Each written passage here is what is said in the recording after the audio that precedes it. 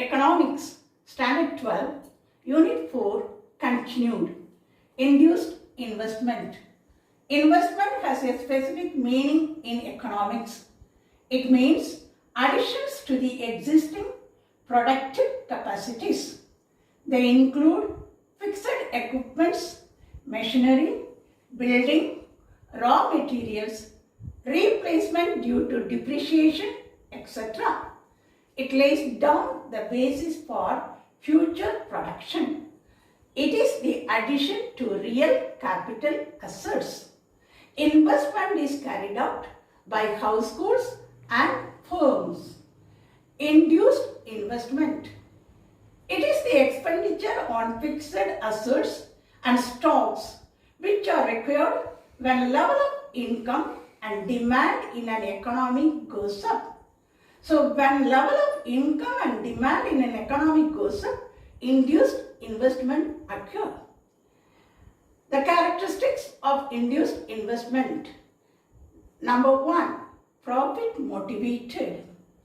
Induced investment is profit motivated.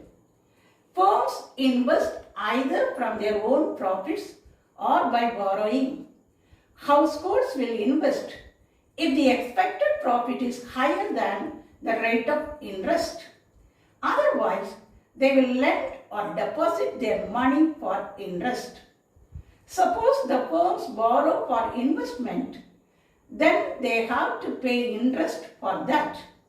Hence, firms will invest borrowed money only when the expected profit is high enough to pay the interest and the cost of initial capital. Expectation about future profitability has got greater significance than the rate of interest. Second, it is related to the change of national income. Third, the relationship between the national income and induced investment is positive.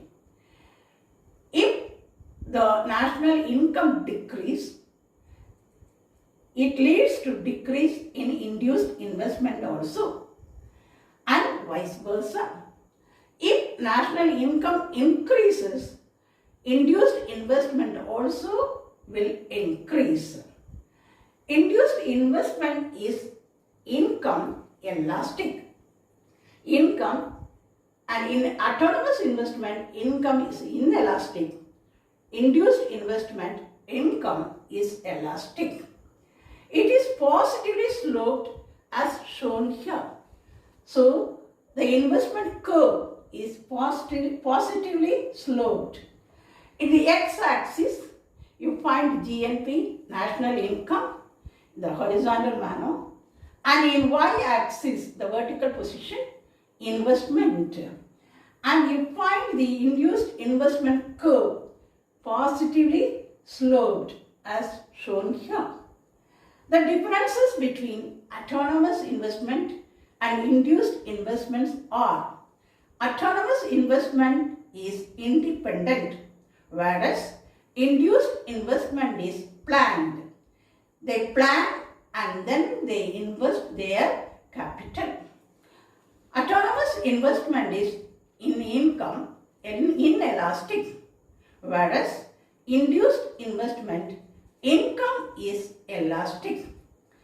The third point is, in autonomous investment, always it has for welfare motive.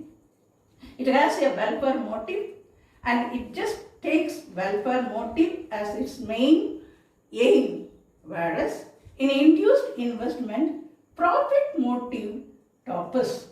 So, in induced investment, the firms look for their future profitability, whereas in autonomous investment, the government spends much, invests on much for the social welfare.